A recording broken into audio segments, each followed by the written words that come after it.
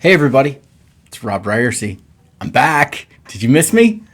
This is the It's Pronounced Ryerse podcast, and took a little bit of a hiatus, but we're back today, and I am so glad to be here with you. Thanks for listening in, watching if you're on Facebook or YouTube, or listening in if you are on Apple Podcasts or Spotify or Google Play or any of those places. It's been a couple of months or more since we have been together on this podcast, in this space together, and I don't really have a good explanation for where I've been. Just had a lot of stuff going on, and it's one of those things with life that it just kind of happens, and things get pushed to the side, and unfortunately, this podcast was one of those things that got pushed to the side, but super excited to be back with you today. I want to talk with you today about one big idea, one big thing. And in fact, I'm kind of planning on over the next several weeks unpacking this idea in a way that hopefully will give you some understanding. This is your 35 minutes of political enlightenment, after all. And so I want to give you some understanding, help you understand what is happening in the world of politics so that when you see things, they don't just trigger a reaction in you. You don't just kind of wonder about what is taking place. You don't just respond with anger, but see, you really kind of fully understand what's taking place. And so what I want to do over the next few weeks, and particularly what we're going to do today, is we are going to open up the Republican Playbook, the Trump Republican Playbook. Coaches in football, basketball, whatever sport, coaches have particular plays that they like to run. They've got plays that they will run over and over and over again, and they'll keep going back to that well time and time and time again. There's kind of this adage in football that, like, we're going to keep running this play until you prove you can stop us. The playbook has a number of plays in it, but we're going to keep running this one until you prove that you can stop us. And what we've seen with Republicans, and particularly Trump Republicans, is a playbook that has very few plays. And the plays that they have, they just keep running over and over and over again. And as soon as you understand this, as soon as you get a sense that this is what's taking place, that this is all they've got, this is the play they can run, and so they're running it, then you can have a better grasp of what is actually taking place. You can make sense of what you're seeing, the news that you're consuming. And so I want to talk to you about, the plays. I want to tell you what those plays are. I want to open up the playbook and say, here's what they're going to try to do. So you can understand it, you can recognize it, and you can respond. So today we're going to talk about this play that exists in the Trump Republican Playbook, and it's one of their favorite plays. It is a play that they run over and over and over again. And it occasionally gets called out, but not nearly enough. So much so that I think that they think that this is their go-to play. That, like, if we need a first down, this is what we're going to run. If we need to score some points, this is what we're going to run. This is what we're going to do.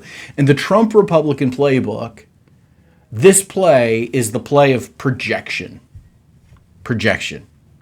If you want to understand the Republican Party in the age of Donald Trump, and what the Republican Party has become since Donald Trump became its standard bearer in 2015, and since then now for the last 6 years, if you want to have some sense of what is taking place, you've got to understand that what Trump does and what Trump Republicans do, and therefore what the vast majority of Republicans do, because the vast majority of Republicans are Trump Republicans, is projection.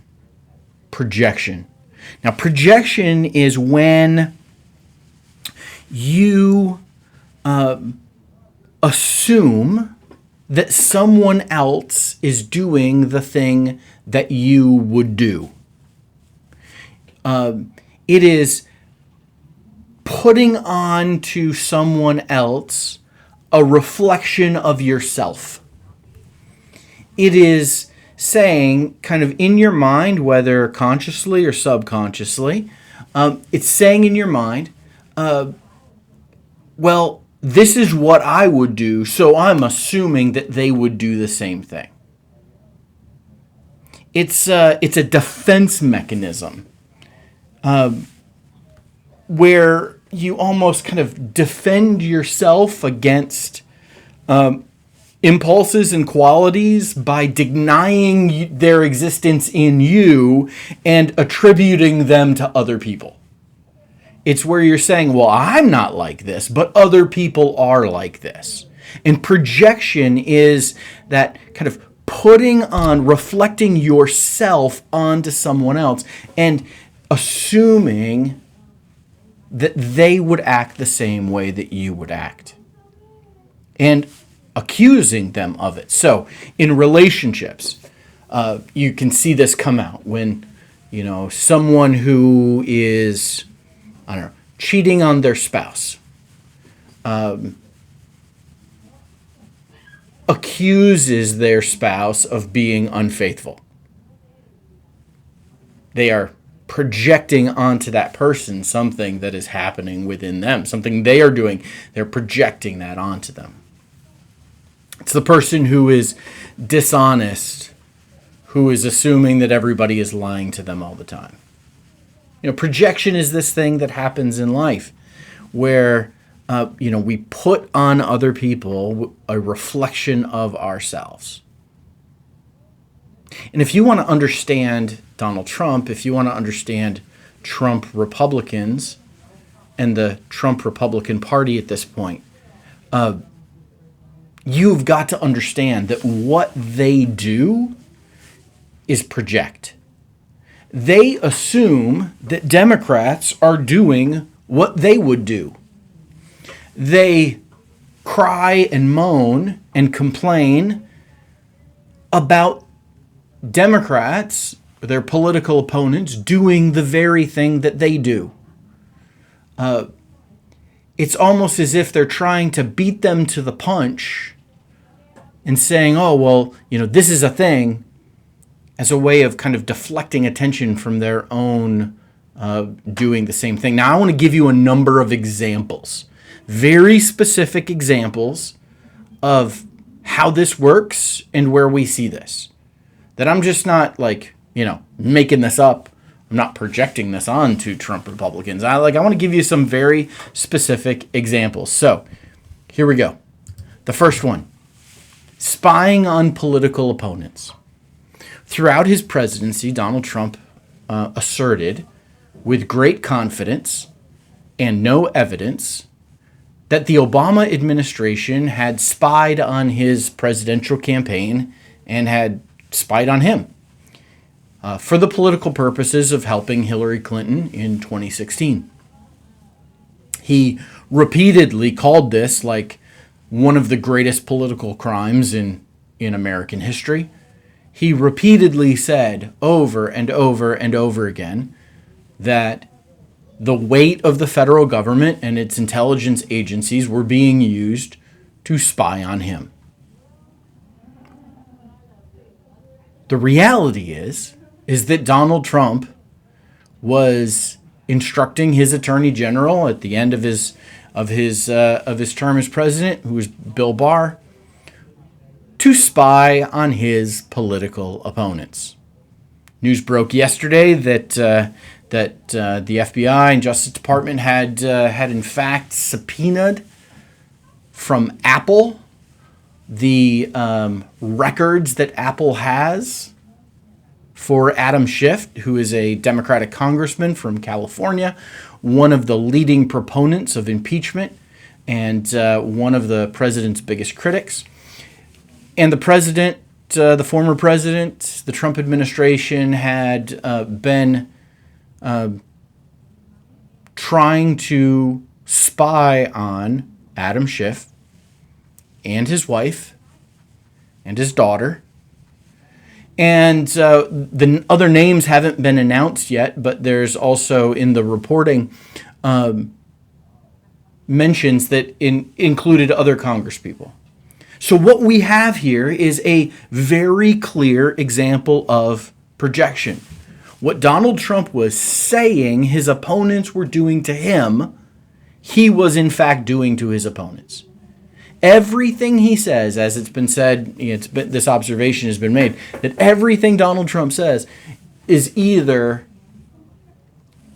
projection or confession. Now, maybe you're thinking, hey, why are we talking about Donald Trump? Why are we talking about Donald Trump? Like, he's not president anymore. Listen, Donald Trump is the single most influential Republican in the country.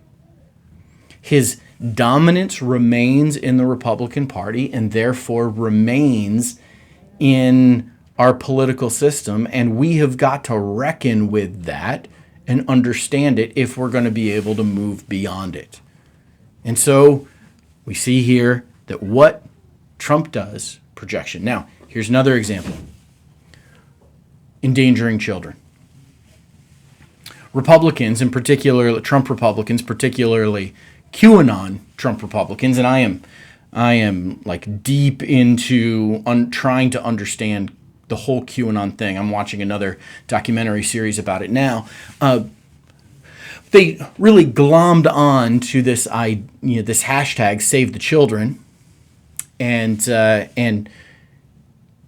big part of the QAnon conspiracy is that there is a network of deep state officials, primarily people, who are Democratic leaders, like Bill Clinton, Hillary Clinton, Barack Obama, Joe Biden, so forth, that participate in the ritual killing of children, drinking their blood, and participating in ritualistic pedophilia. And there is this accusation without any evidence at all that this is going on. And there's, accusations that, John Podesta, who was Hillary, leader in the Hillary Clinton campaign, I think her campaign manager, it was ordering children from, the basement of a pizza place in Washington, D.C. It's called Pizzagate. But there's this accusation that Democrats are like committing this heinous crime of endangering children, pedophilia, trafficking children. And, this is just, rampant out there and completely believed by so many Trump Republicans. Without evidence, without any kind of confirmation. And yet, when you examine who are political leaders, who are people in the public spotlight, who have actually been charged and or convicted of pedophilia, child trafficking, child endangerment, turns out it's Republicans. A judge in Ohio, 20 years, big Trump supporter, 20 years for sexual assault on children. Matt Gaetz, congressman from Florida, big Trump supporter, currently being investigated for child trafficking and statutory rape. You've got Josh Duggar here in Arkansas, big leader in the religious right, currently charged with really horrific charges of child pornography. And you've got Denny Hassert, who was Speaker of the House, a Republican Speaker of the House, who is serving time in prison for sexually assaulting children. It's projection. Here's another example. Stealing the election. Over and over and over again, we hear Republicans, Trump Republicans, talking about how they need to stop the steal. And what has taken place, has been some kind of stealing of the election, whether it is Democrats doing it through, through the voting machines, illegal immigrants, quote unquote, illegal immigrants voting, dead people voting over and over and over again. We hear about all of these charges of voter fraud that have existed. And, there's people making a killing on, touting this idea that, Dominion, the voting machine company, was hacked in some way. And so this accusation has been made without evidence and completely unfounded. And yet,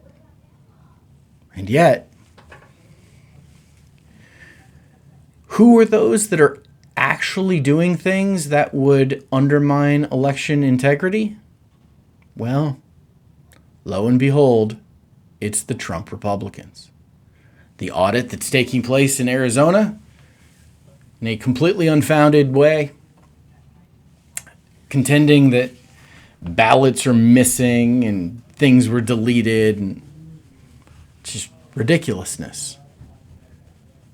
And claims this week that these audits are going to spread to other states, and Donald Trump claiming that he's going to be back in the White House in August, allegedly claiming that by August, because, he'll be reinstated and this whole thing will be taken away. No, what we have here is the people trying to steal the election are actually the people saying, stop the steal.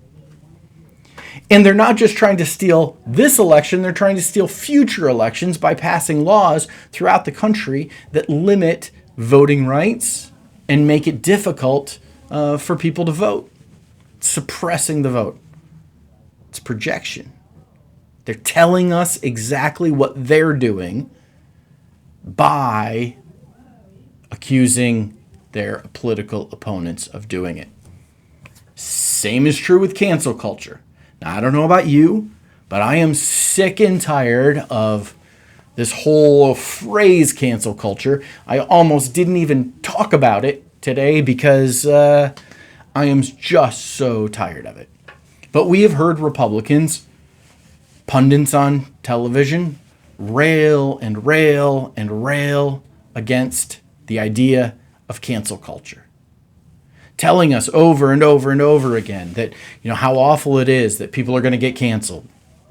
People should be able to say whatever they want without any consequences, and those consequences have been labeled as canceling, and it is just, the worst thing that has ever happened in the history of our culture.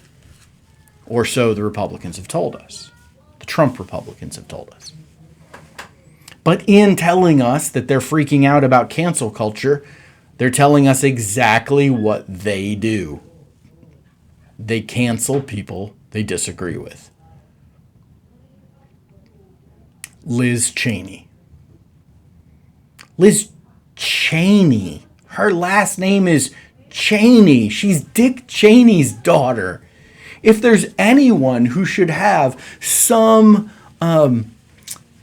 respect, given some deference in the Republican Party, isn't it Liz Cheney, Dick Cheney's daughter?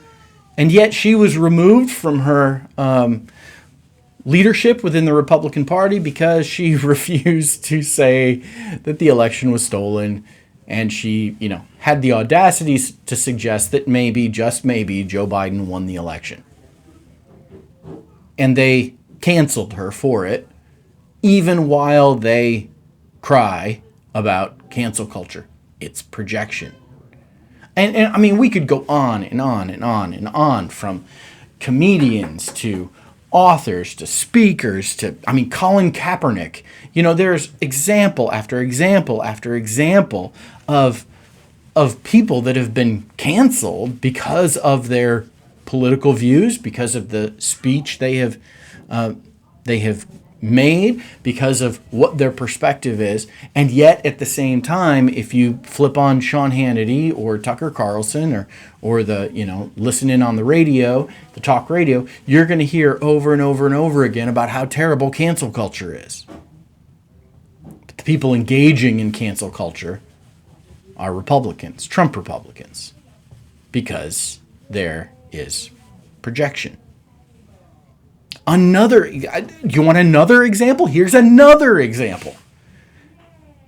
Critical race theory. It is, the ability of, these kind of culture warriors to come up with and create a boogeyman to demonize and campaign against is really profoundly amazing. And they have done that with critical race theory. And they have said that critical race theory, CRT, is this horrible thing that's going to indoctrinate our children. And we shouldn't talk about America's racist origins. We shouldn't talk about the way our country systemically has marginalized, dehumanized, enslaved, discriminated against, used and used up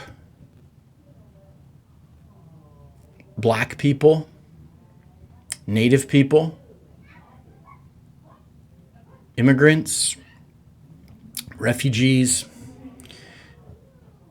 We shouldn't look at our history through that lens to understand with honesty what has taken place. And Republicans, Trump Republicans, are now over and over and over again crying about the boogeyman of critical race theory, saying that it's going to be taught in schools and children are going to be indoctrinated. Well, if they're crying about indoctrinating children, guess what? That means that they're trying to indoctrinate children. At the very time that they, are crying about critical race theory, they're also, making sure that children get taught the version of history that they want taught. The Trump administration enacted a number of policies, especially under the leadership of Betsy DeVos and Secretary of Education. Can you believe that happened? But enacted a number of policies that would require the federal government to teach in a certain way. They require schools that receive aid from the federal government to teach certain things and to teach certain ways. It required that certain words could not be used by agencies. Certain topics could not be brought up within certain agencies. It is all indoctrination.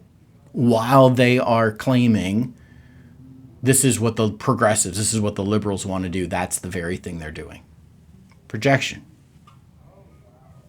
And, one more? You want one more? How about profiteering? Dr. Fauci is once again under the gun. Don't really like that phrase. Dr. Fauci is once again getting criticized, under scrutiny by Trump Republicans. They're trying to discredit him and what he has said about the coronavirus and the leadership he has provided throughout the pandemic.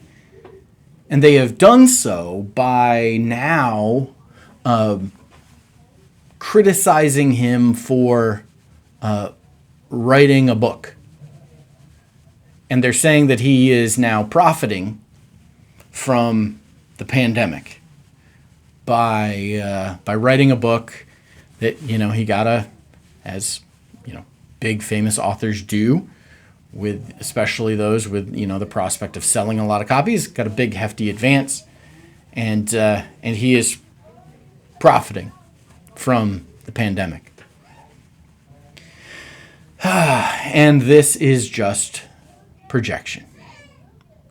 This is coming from Trump Republicans who backed a president who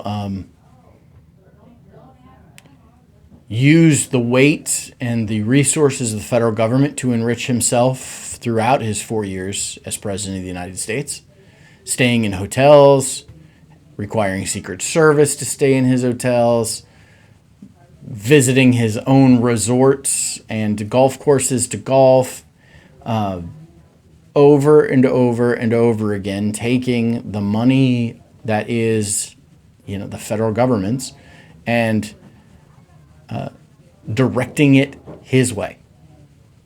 And it seems like there's also evidence that has been happening with his children, particularly his daughter and his son-in-law, the Kushners. And yet, to distract from their own profiteering, Trump Republicans have now, set their sights on trying to discredit Dr. Fauci. It seems to me like they will do anything they possibly can to try to bring Dr. Fauci down, because he has been a steady, significant, and trusted voice against Trump Republicans and their agenda over the last several years, and is even more so now that he is freed from the shackles of the Trump administration. So listen closely to what Republicans say and compare it to what they do, Trump Republicans. Because what you're going to find is that in the accusations they make towards their political opponents is a confession of their own strategy, their own approach. It's classic projection. And if you want to understand Trump and his impact on the Republican Party and what to expect going forward in the months and the years to come as we head into a midterm election in 2022, and then before we know it, we're into another presidential election for 2024, where Donald Trump is still teasing that he might run again in that. If you want to understand what is taking place and why Trump Republicans are doing what they're doing, you've got to understand that their go-to play in their playbook is projection.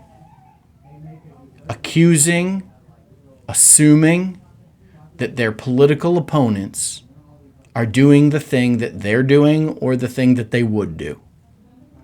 So much evidence, so many examples. This is what's happening. And if you recognize it, you'll have a better sense of what's taking place. You'll understand the playing field. You'll be able to react and respond in the way that is appropriate and right. Well, listen, my friends, it's so great to be back with you. If you're watching on Facebook, would love a little thumbs up. If you're on YouTube, would love that as well. You can subscribe.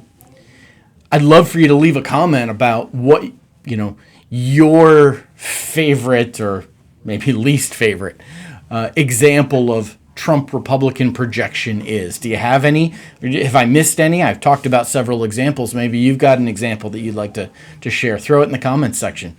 Do you have you observed any other plays that you've seen Trump Republicans run over and over and over and over again? I have. We're going to talk about another one next week. Hopefully, you'll be along for the ride. So, my friends, thank you so much. We'll talk to you again next week. This is Robb Ryerse, and this is It's Pronounced Ryerse.